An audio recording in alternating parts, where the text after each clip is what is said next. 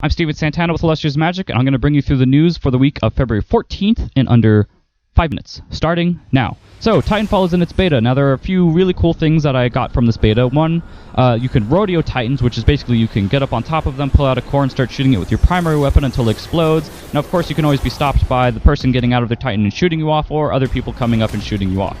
Now, one of the weapons they can use to shoot you off with is called the Smart Pistol, which has a gigantic reticule and will actually lock onto people as long as they're in your line of sight, and then you can shoot them and kill them from there. Now, the reticule takes a while to lock onto player characters, but it doesn't take them that long to lock onto grunts or specters, which are these creeper-like from MOBAs, which are basically like AI-controlled characters who are pretty dumb, easy to kill, but don't give you that much experience, which is good because that means it balances out between killing these guys and killing actual player characters. Now, another cool thing is that as a Titan, you have a way of defending yourself, which is basically by summoning a force field that will soak up all the bullets and the missiles coming towards you, and then you can turn that back on whoever was firing at you and blow them up instead. So that actually looks like a really cool game, which is great because it's coming from the same people who did Modern Warfare 2, which was one of my favorite multiplayer games of all time. Now, next up in the news, Nintendo had a direct-to-video today. In it, they didn't really talk about anything important. There was a lot of stuff in it, like there was a lot of stuff in it. You can check out the full list of the things that were announced or revealed or just kind of talked about in it on Illustrious Magic on Tumblr. But one of the biggest things was that Little Mac is coming to Super Smash Bros. And Mario Kart 8 now has a release date. So big whoop for that stuff. No new games announced really. There's a bunch of new trailers for like Professor Layton and Bayonetta 2, and then Capcom announced that there will be another Ace Attorney game. Never played those games though, so I don't really care.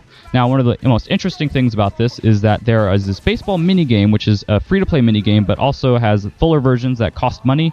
Now, if you're playing the free-to-play minigames, you can actually earn items, which you can then give to a character in the game, who will then lower the price of the actual full version of that same game. So, say you're playing this game and you really like it, and it costs $4.99. If you continue playing it on the free-to-play version, you'll get an item who you then give to this player character, who then will drop the price to, like, say, $3.99. So that's a very interesting concept that I've never seen before, and I would like to see it used more often in games, especially the ones that I play a lot of. That would be nice if I could play more and more of it. That means that the price of it actually goes down and down more and more. Now, also, the PlayStation Store got updated. Lightning Returns Final Fantasy 13 came out. Not very interested in that. I did not play a lot of Final Fantasy 13. I did not play Final Fantasy 13 2 at all, and I will probably never play Lightning Returns, but if you're interested in that series, you should check out a bunch of reviews that other people have put up for it and see if you're going to like it or not. Now, also left behind, the only single-player DLC coming out for The Last of Us came out today, February 14th, on Valentine's Day, for whatever reason.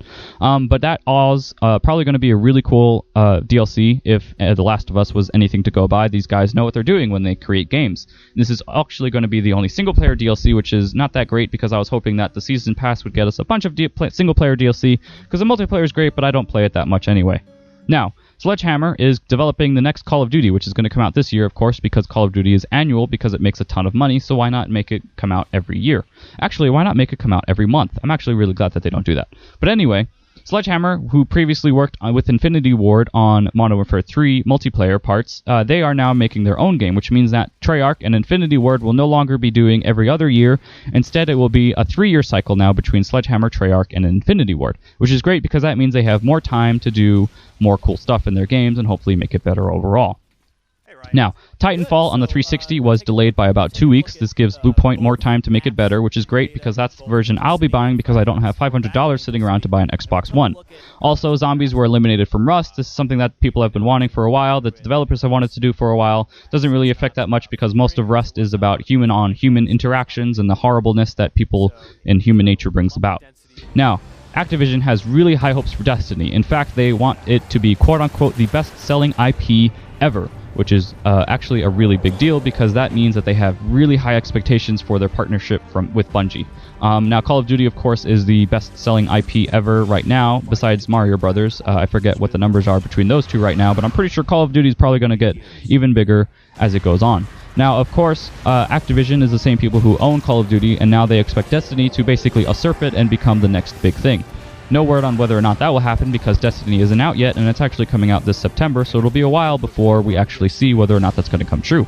Now, the last thing is that The Division, which is a highly anticipated game by myself, is supposed to come out this fall. But of course, that's probably not going to happen, especially because recently it was announced that Ubisoft Reflections was joining Massive Games to help co-develop it. Also, this doesn't give me much hope because the gameplay trailer they showed during E3 was actually, the setting of it at least, was the same thing that they showed off in the graphics trailer for the VGX, which was like a world-exclusive premiere that wasn't really that world-exclusive or premiere. And so that's all the big news that happened this week. I hope you enjoyed this video. You can like it, subscribe to our channel, check out my other channel where I do Ori reviews and another bunch of dumb stuff. And yeah, that's about it.